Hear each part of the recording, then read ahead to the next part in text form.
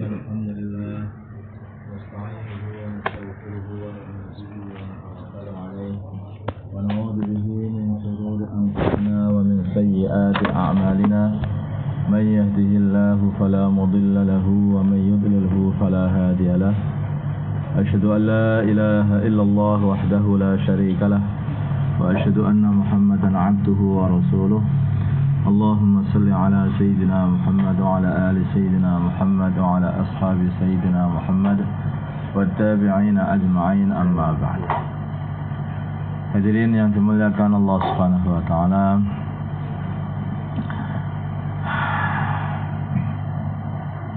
Allah Subhanahu wa taala berfirman bahwa wa in ta'ifatani minal mu'minina qatatalu fa aslihu bainahuma fa in baghat ihdahuma 'ala al-ukhra faqatilu allati tabghi hatta tafi'a ila amrillah fa in fa'at fa aslihu bainahuma bil 'adli wa aqsitu innallaha yuhibbul muqsitin. Bila mana ada dua golongan orang Islam sama berantem, maka hendaknya kamu islahkan mereka sehingga saling cinta mencintai kembali kepada syariat Islam kembali. Bila mana salah satu dari mereka masih belum mau untuk islah, masih pengen berantem saja, maka hendaknya kamu usaha nih. Ini saya buat arti yang agak luas saja. Apa disempitkan? Nah, maka perangilah yang tidak perangilah yang tidak mau islah ini sampai mau islah. Bila mana mereka ini, jadi kalau perangnya orang dakwah itu kan ya dengan propaganda atau nasihat-nasihat. Bila mana mereka fa'in fa'at fa'aslihu bainahum. Kalau mereka sudah siap untuk kembali kepada tata cara bermuasyarah Islami, yaitu kembali kepada Allah dan utusannya Allah, maka islahkanlah mereka itu dengan adil, dengan baik. Jadi islahu dzil bain ini adalah perintah dari Allah Subhanahu wa taala. Maka sekarang ini tidak asing lagi lah, sudah terus terang saja itu bahwa kondisi markas Temboro, bukan markasnya sebetulnya, beberapa orang saja ada yang di markas Temboro ini tidak mau, yaitu islah jimaiyat dan hanya berantem saja. Kemudian terpanggil dari kaulnya Allah Subhanahu wa taala inilah. Saya datang ke sini juga awal pertama kali sebelum datangi orang Temboro, malah yang tak datangi orang Jakarta dulu. Saya banyak mudzakarah sama orang Jakarta, berbincang. Kemudian mereka sudah alhamdulillah, para teman-teman di Jakarta ini sudah Masya Allah paham kondisinya.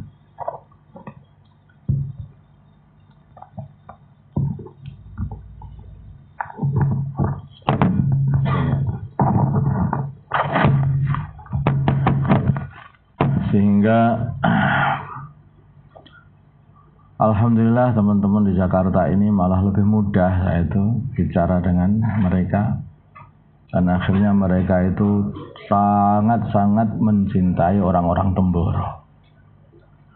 Saya lihat, walaupun orang-orang Temboro itu, markas Temboro ini belum sepenuhnya ya bisa paham mengenai urusan istimewa ini, tapi setengah dari pekerjaan islahu dzil bain ini saya sudah bisa, yaitu teman-teman yang ada di Jakarta sudah betul-betul islah, betul-betul islah. Saya lihat di Jakarta, saya nggak tahu kalau di markas lain, tapi yang di Jakarta ini benar-benar islah. Sudah bagus sekali para suro, Masya Allah. Fikir juga Temboro, bagaimana majunya Temboro, bagaimana Temboro ini bisa tambah membaik, bagaimana banyak fikir-fikir yang bagus-bagus untuk ahlu Temboro dari para suro-suro kita ini. Jazakumullah khair. Semoga Allah SWT balas mereka, kebaikan mereka semuanya. Nah, kemarin itu ternyata ya memang sudah jauh sekali ya kondisi itu. Markas Temboro ini banyak terpuruk ketidakistimewaannya itu. Kemudian Pak Bet, yaitu Pak Bet, adik saya Pak Bet itu bilang sama saya supaya markas itu saya kendalikan kembali. Kemudian beliau serahkan semua kepengurusannya markas itu. Ya ternyata Masya Allah beratnya itu luar biasa. Saya targhib habis-habisan supaya orang itu jangan suudzon dengan orang Islam yang baik, yang husnudzon, semua orang-orang baik. Saya nggak tahu apakah karena saya ini kurang makbul ya di Temboro itu, sebetulnya, atau saking kuatnya permasalahan yang ada di sana, atau mungkin ya Allah pengen memberi pahala yang lebih banyak lah ini. Tapi pahala itu di sini itu kok susah rasanya kan. Karena pahala itu susah. Maka saya juga minta kepada sampean-sampean semuanya yang kamu itu tinggal juga di Jakarta sini untuk membantu berdoa ya, supaya teman-teman yang ada di Jakarta ini juga Temboro itu segera mau islah, mau baikan dengan saudara-saudara Islamnya yang lain, terutama dengan markas Surabaya, markas Jakarta. Kalau saya ingatkan, apakah orang-orang Surabaya, orang Jakarta itu pernah berdagang dengan kamu kemudian nipu kamu? Ya enggak ada.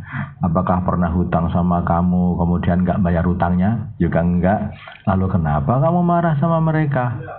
Bingung. Sebetulnya enggak ada masalah sama sekali. Bahkan satu semut pun mungkin enggak ada masalah. Tetapi ya setan. Hanya setan. Alhamdulillah kemarin itu sampai, kalau saya mau Kargozari saja saya bukan bayan, tapi dalam Kargozari ini kenapa kok nggak bayan, kok hanya Kargozari saja? Dalam Al-Quran itu kebanyakan Kargozari ya, oh ya, jadi itu kondisi seperti itu. Kemudian kami itu hubungan dengan saya sendiri sebetulnya itu yang ngawal ini. Tapi ini kalau berantem, saya maju dulu, ya. Sampai dikek mau naik kalah aku genten kulo. Lah aku kadang mati ngomong gitu ya. Ya alhamdulillah. Ditanya loh, janji loh. Nah, jadi alhamdulillah, masya Allah saya dapat satu orang ini, ponakan yang lain belum mau membantu. Kemudian pergi bolak-balik itu menghadiri musda Jawa Timur. Saya sudah memasukkan diri kepada bagian daripada orang Jawa Timur yang memikirkan seluruh Jawa Timur juga. Datang ke musda Malang 2 kali, datang ke musda Banyuwangi gitu juga. Kemudian mereka itu orang Surabaya ini pengen sekali kalau musdanya itu di Temboro. Awal-awal masih selalu ditolak. Kemudian begitu terakhir Pak Bet sudah mau menyerahkan urusan markas ke aku, sama Pak Bet juga diterima, silahkan musda sini. Nah, kemudian diserahkan ke saya, dan saya buat musda. Mau namanya buat musda itu di markas Temboro itu ada Masya Allah, oknum yang berkeliling di mahalah itu, di halakoh, di zon-zon, menghasilkan jangan sampai ikut musda. Coba habis-habisan la haula wala quwwata illa billah begini. Jadi sangat-sangat tidak terpimpin gitu. Itu liar betul itu orang itu. betul-betul liar. Lah orang-orang halaqah kan bingung. Jadi orang-orang halaqah bingung. Jadi ketika musyawarah, saya sudah kasih tahu takazah-takazahnya, tapi mereka akan bergerak dengan diam-diam di belakang terus begitu itu. Sampai ada satu halaqah itu, bagian halaqah Kediri. Itu tengah saya waktu ada pengajian di Tulungagung. Waktu itu pengajian di tempatnya Kiai Robert, yaitu Kiai Thorekoh Naqsyabandi juga, yang satu guru dengan kita juga dari Temboro. Itu saya ngaji di sana, itu didatangi sama ahbab yang dari Kediri. Katanya, ini kan ada yang berita ditekani Pak Fulan, saya nggak tunjukkan namanya, nanti ngerasani orang. Nah, Pak Fulan itu datang ke tempat kami, ke halaqah. Katanya sampean ngelarang datang untuk ke musda nanti. Innalillahi wa inna ilaihi raji'un. Alhamdulillah. Astagfirullah. Enggak ada, Pak. Saya enggak ngelarang. Justru saya sarankan untuk semuanya nanti datang untuk musda. Jadi sudah dengan segala nama sopo, namanya Pak Atta, namanya Pak Bet, namanya mungkin kalau berani namanya Kanjeng Nabi, nama Gusti Allah, atau nama Raja Firman, ya gak ngerti ya, gak ada. Terus Masya Allah. Akhirnya saya tapi hanya bisa yang doa. Semua hati manusia itu yang megang ya hanya Allah. Hanya doa. Ngomong dakwah ini gak kuleh gelut. Mau akan membuat islahu dadil bain untuk menyatukan umat dengan kekerasan, ya tidak terjadi satu. Ya kan? Makanya harus dengan mahabbah. Ternyata setelah seperti itu, awalnya orang yang bantu saya malah Pak Ben. Akhirnya Pak Ben itu membantu saya itu untuk ngasih khidmat orang-orang yang mau musda. Terus beliau itu kan terus pergi ke siapa itu umroh itu ditinggal itu. Jadi kayak seperti itu. Akhirnya bahasa wes geger tenanan. Akhirnya sing bantu yang dulurku dhewe di mana. Ya ada yang bantu. Setelah maka alhamdulillah ya, sing sebagian orang-orang ini bisa saya bawa ke sini. Walaupun hati mungkin masih belum mantap, tetapi sudah alhamdulillah sudah bisa dibawa ke sini. Nanti lama-kelamaan butuh waktu kayaknya. Nih, maka saya minta doa betul ini jangan mujahadah habis-habisan, betul-betul mujahadah.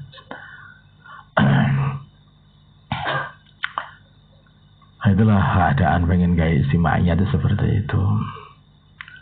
Innamal mu'minuna ikhwatun fa aslihu baina akhwaikum. Benar? Iya. Bainahuma baina akhwaikum. Baina akhwaikum, betul tadi. Innamal mu'minuna ikhwatun fa aslihu baina akhwaikum. Jadi islah.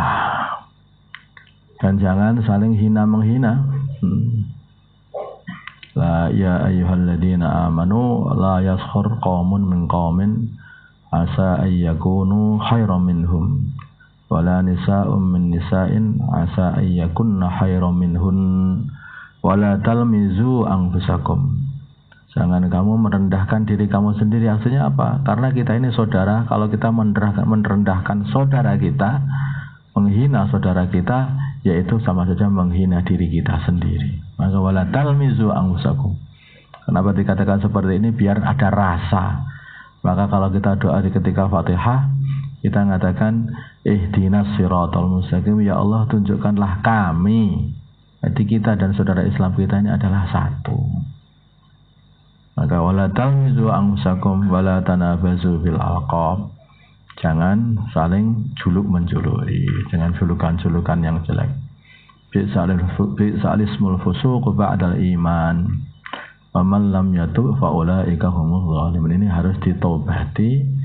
Jangan sampai kita ini kena pangkat, yaitu pangkat sebagai orang fasik. Dikarenakan saling caci mencaci satu sama lain. Insyaallah ya, maka ini dijaga betul istimewanya. Tidak ada nikmat ya, tidak ada nikmat yang diberikan oleh Allah Subhanahu wa taala. Ini melebihi kenikmatan kerukunan. Kalau kita membangun satu keluarga, kenikmatan dalam keluarga itu adalah kerukunan. Ya, keluarga duitnya banyak tapi setiap hari berantem.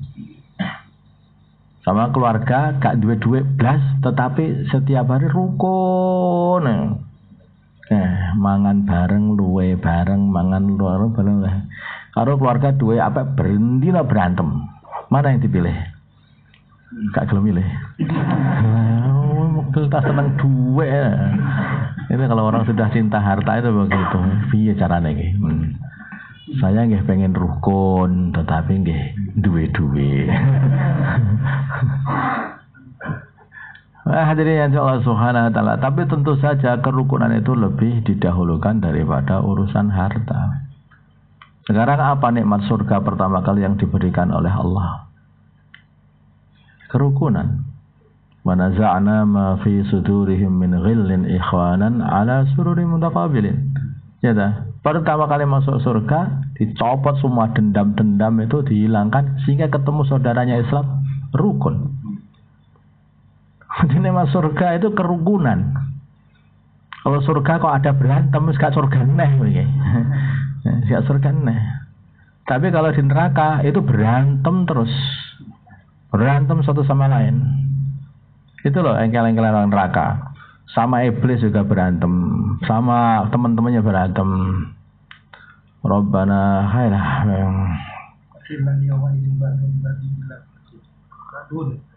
Ya itu juga yang di waktu masuk neraka itu loh. Atihim di'fam minal adzabi kala. Sebelumnya itu kan sebetulnya bicara kepada orang yang mendakwahkan keburukan. Jadi di sana nanti akan berantem, tidak ada. Di samping mereka sudah mendapat siksa, mereka terus minta kepada Allah, ini yang ngajak, ya Allah, kok kasih yang banyak ini ngajak, hajar saja itu. Nanti terus berantem terus itu di sana. Di neraka, di surga, wa naza'na ma fi sudurihim min ghillin. Dihilangkan semuanya ghil-ghil. Lah ahli surga yang ada di dunia ini doanya adalah Rabbana ighfir lana wa li ikhwanina alladziina sabaquna bil iman wa la taj'al fi qulubina ghillan lil ladziina amanu. Masih di dunia sudah tidak ada ghil lagi, tidak ada dendam lagi, sakit hati lagi kepada saudara-saudara Islamnya.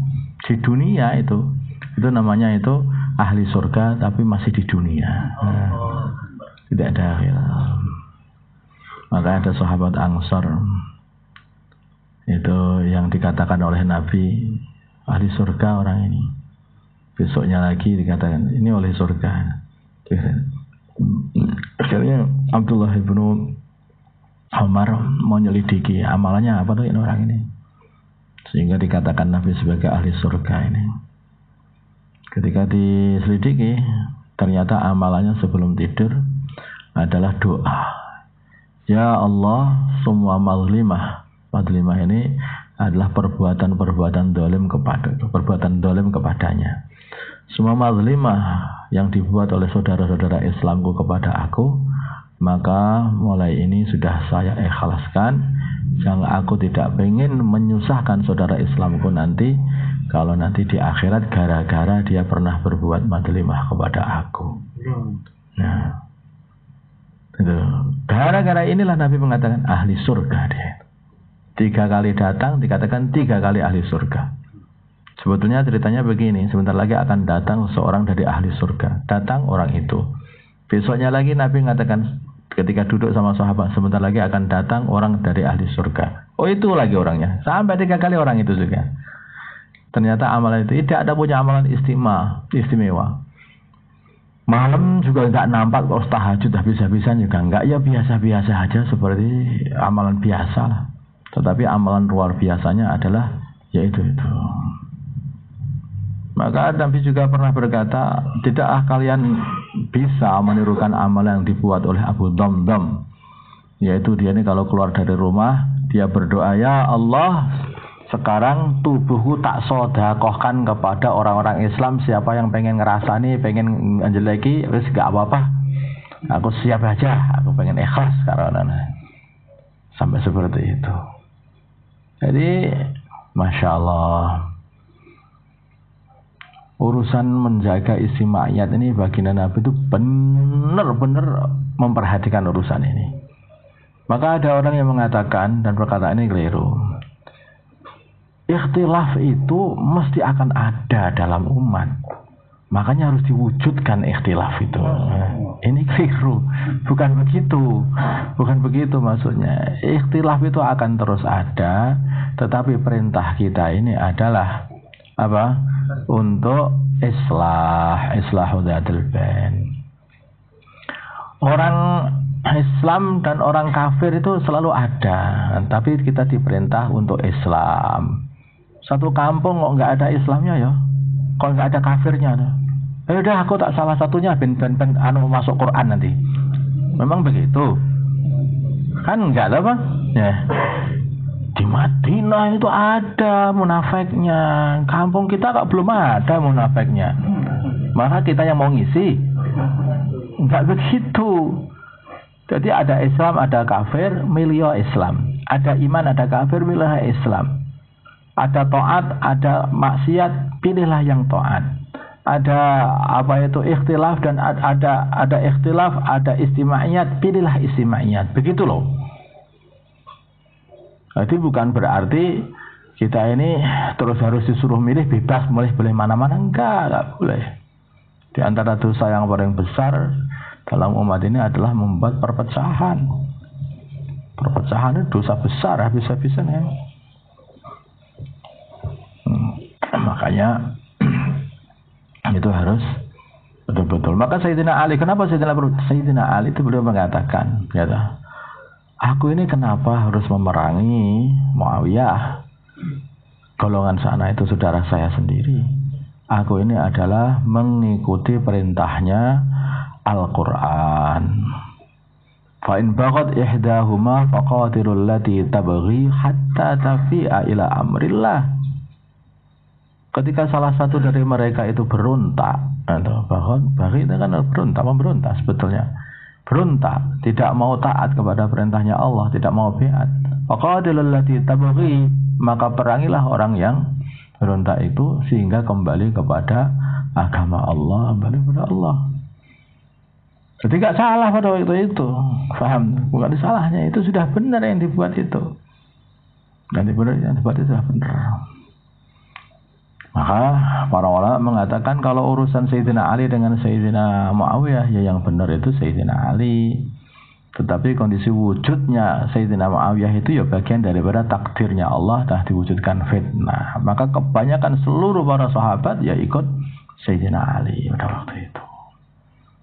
Jadi itu tidak bisa jadi alasan, sahabat saja itu perang, maka kita harus perang. Enggak begitu. Enggak begitu, enggak boleh seperti itu. Perang itu buruk dengan sesama orang Islam. Maka yang boleh adalah islah. Bahkan yang dibuat oleh Sayyidina Ali pun itu alasan Sayyidina Ali mengatakan ini untuk islah. Ini untuk merukunkan. Itu untuk merukunkan. Itu kata Sayyidina Ali. Maka difahami lah, ternyata kerukunnya umat itu bisa terjadi. Ya apa yang dibuat oleh Sayyidina Ali, pengorbanan beliau, doa beliau itu juga akhirnya dikabulkan oleh Allah, tapi bukan pada zaman beliau, tapi zamannya putra beliau, yaitu zamannya Sayyidina Hasan radhiyallahu taala anhu. Paham ya? Begitu Sayyidina Hasan tadi, itu sudah dingendikan Nabi masalahnya itu. Sayyidina Hasan jadi khalifah, maka Sayyidina Hasan langsung beritahu Sayyidina Muawiyah, sudah umat ini harus disatukan, tidak boleh ada ikhtilaf lagi. Kamu saja khalifahnya, setelah kamu nanti terus aku. Karena sampean lebih tua daripada aku. Dan Sayyidina Muawiyah. Gimana? Siap? Siap. Nah, wes selesai, umat bersatu pada waktu itu. Hanya saja sebelum wafatnya Sayyidina Muawiyah, ternyata Sayyidina Hasan itu mati muda. Wafat juga. Ini kejadian seperti itu. Paham ya? Jadi teruslah itulah umat itu bersatu terus, tidak ada kesatuan. Tidak ada perpecahan. Sampai beratus-ratus tahun, mungkin ribuan tahun malahan dah. Itu umat jadi satu. Yaitu sampai habis zaman Turki Utsmani itu. Sekarang berantem lagi. Kemudian sedikit-sedikit itu sekarang memang tidak ada kumpulan negeri Islam, nggak ada. Tapi yang ada adalah Harakah Islamiyah. Paham ya? Harakah Islamiyah yaitu Harakah itu Jama'atut Tabligh, dakwah tabligh ini. Nah, Harakah ini mempunyai satu program atau tujuan, garis-garis garis-garis pembelajarannya itu yaitu untuk menyatukan semua umat. Tujuannya apa? Yaitu mewujudkan ini saja 6 sifat: syahadat, salat, ilmu ma'adzikir, terus ikramul muslimin, terus ikhlas dan dakwah. Dakwah. 6 perkara ini tidak ada diikhtilafi sedikit pun oleh seluruh umat dalam madhab apapun. Siapa yang khilaf dengan asyhadu alla ilaha illallah wa anna siapa yang khilaf kalau syahadat? Yang khilaf dengan la ilaha illallah Muhammadur Rasulullah itu adalah orang kafir. Kalau orang Islam di seluruh dunia di mana saja sama. Ya kan? Nah, siapa yang khilaf dengan sholat? Gak ada. Seluruh orang Islam dari ujung timur, ujung barat, semuanya sama. Ya, nah. Siapa yang khilaf dengan ikramul ilmu ma'adzikir? Gak ada. Semua orang Islam senang zikir, senang ilmu. Karena dengan ilmu lah itu bisa mendekat kepada Allah. Siapa yang khilaf dengan ikhlas? Gak ada. Siapa yang khilaf dengan dakwah? Gak ada. Gak ada orang itu yang dakwah ini gak oleh, gak enak dakwah gak oleh. Sampai orang-orang yang dakwah, maksud dakwah gak oleh. Gak ada. Gak ada. Sing ngusir-ngusir itu pun juga mengatakan gak oleh. Oh gak setuju tapi gak ngomong gak oleh. Gak setujunya apa? Engkau mari masjidku mbok rebut katanya. Ini perbedaan lain. Itu bukan mereka tidak menentang dakwahnya, enggak. Tapi mereka khawatir karena mereka itu masih merasa kalau orang dakwah mau ngerebut masjidnya. Itulah akhirnya mereka itu ngusir jamaah. Sebetulnya nggak ada itulah. Nggak ada itu. Atau disebabkan mereka itu tidak tahu.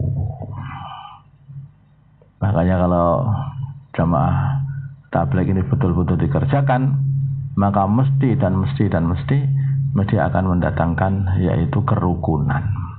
Islam ini dikerjakan maka mesti mendatangkan kerukunan. Kalau pengerjaannya kalau benar mesti mendatangkan kerukunan. Orang-orang dulu itu berantem, begitu datang Islam langsung bersatu. Madinah dulu berantem, Aus dan Khazraj, datang Islam langsung bersatu. Sehingga sampai seluruh dunia, bahkan 2/3 dunia semuanya bersatu. Disatukan dengan kalimah la ilaha illallah Muhammadur Rasulullah. Itu seluruh dunia. Makanya kalau kita ini pengen tahu dakwah kita ini sudah benar atau belum, lah membuat perpecahan apa enggak? Jadi kalau membuat perpecahan, ya ini ada kesalahan di dalam cara mengerjakan tabligh atau dakwah. Apa misalnya ya? Karena aja harus dijaga. Ikramul muslimin. Sebetulnya kalau saya itu ya wong pondok sebetulnya, dan kamu tahu kan orang pondok itu juga suka ngamuk orang, juga marahi orang, ya kadang-kadang bahkan nempiling orang juga kan kata-kata. Ketika dikini kan ya hampir nempiling juga, tapi karena sifat yang nomor itu ada ikramul musliminnya itu loh. Jadi nggak jadi lah itu. Oh ya. Terus masya Allah. Jadi cara itu kendaraan itu ngegas, belakangnya itu muter, direm terus itu ya. Udah nggak bisa bergerak karena ditahan dengan ikramul muslimin. Gak sido lagi. Saya kira manteknya tidak ada ini. Ada sesek sidik soalnya ada gitu saja yang betul-betul ini satu tok. Ini semuanya ini hanya bisa diselesaikan dengan doa. Ini kalau urusan usaha kami sudah usaha bisa-bisan dari sini sana sini. Nah, ini tinggal orang Temboro aja. Orang sini sudah clear. Ini tinggal orang Temboro ini yang perlu dikelirkan supaya mereka mau saling cinta mencintai bersama semua orang Islam, khususnya dengan para ahbab yaitu jamaah tabligh ini. Insyaallah ya.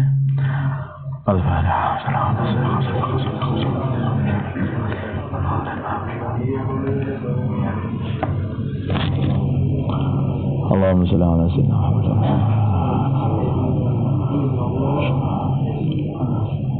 الحمد لله رب العالمين.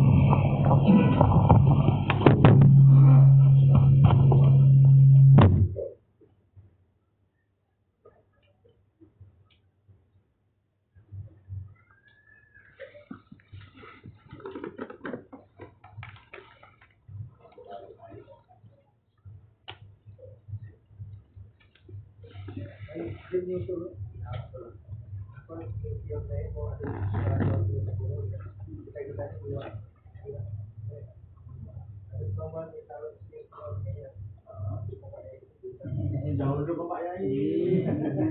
Ini usaha Islah umat ini. Itu bukan dukung kita, tidak tahu ya. Pokoknya di sini soal hukum-hukuman nanti dukung-dukungan. Kalau kamu mendukung Pak Atas, apa kamu mendukung Pak Abbas, aku mendukung Pak Ahmad, Pak Abbas. Macam-macam apa nanti? Aku mendukung Pak Iqbal, aku mendukung. Ya, ya. Tidak ada urusan yang ini terjadi mendorong menghubungkan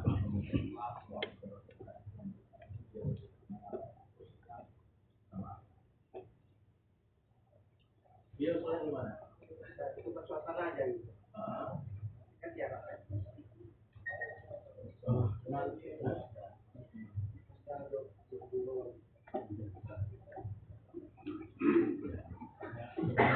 Jawa Timur lima aja ya cuma di kawasan Buddha itu kan nanti saya mau datang ke tempat kamu aja. Saya sematkan ini salah itu setiap 1 bulan saya buat rumah komunitas di nanti kalau kegiatan saya silakan untuk makan kali nanti saya nggak tahu nanti ke kan dibagi dua ya dibagi dua saya nggak tahu apa tanggal itu yang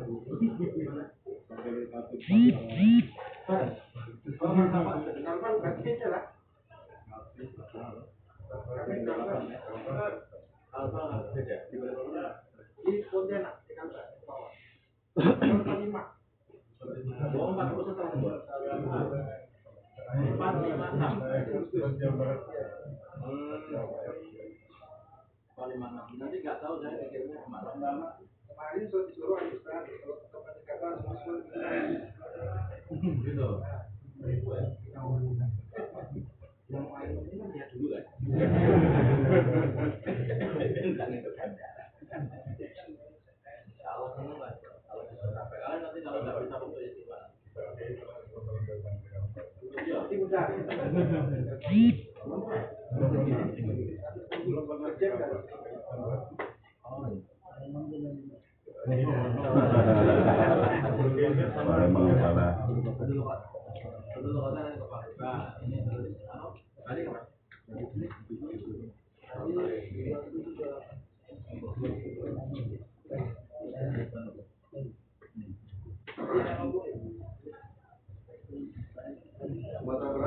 itu anu yang mana? Lempar tas.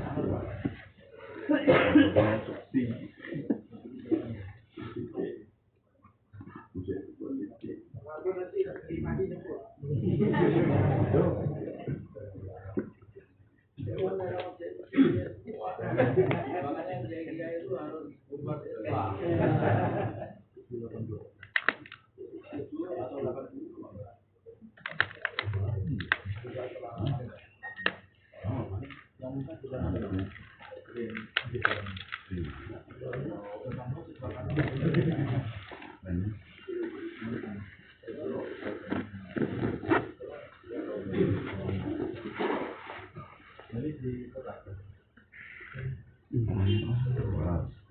Jadi kalau mobil kurang rendah kan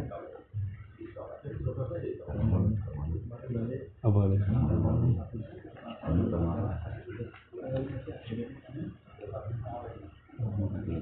peringatan tahun Jumat pakai di Bandung.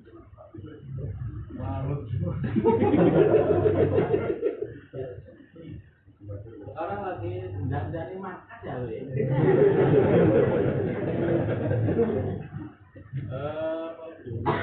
Malam Senin pakai. Malah beda malah.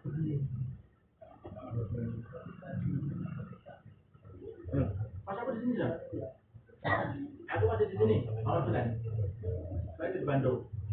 Tapi kalau malam Senin ini emang lebih cari. Apa memang ada orang di sana? Bisa dikumpulkan. Tapi dia pulang. Nah, kalau di Bandung saya sering ke Bandung. Kalau saya 1 bulan atau 2 bulan sekali itu. Kalau malam Senin. Tapi kalau malam Senin enggak.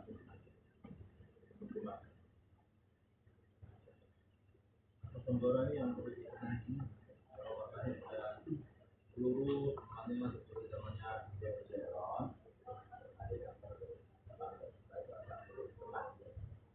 sekarang itu lanjutnya ada terlalu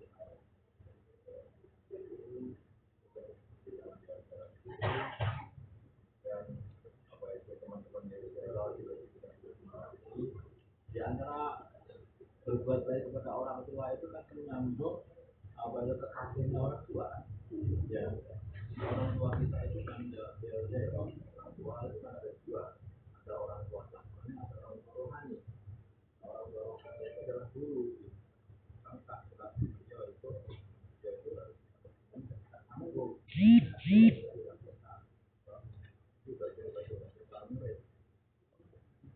antara yang jalan itu bertanya ya yang hampir bulan minimal 2 bulan sekali kita makanya kemudian datang ke makan beruntung apa itu teman-teman makan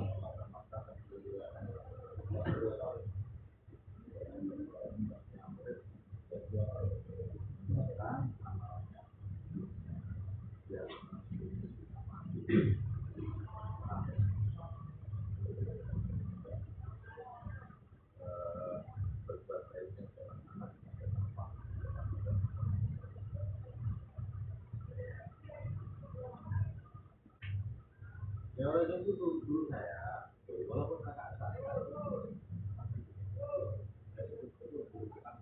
bukan apa itu nemu itu enggak saya istiqomah jadi ketika saya wafat istiqomah saya itu harus punya guru gimana orang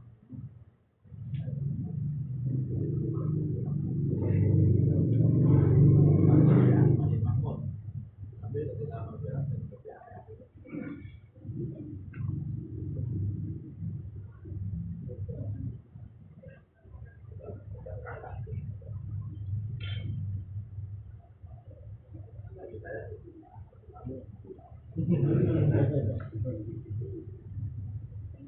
ya insyaallah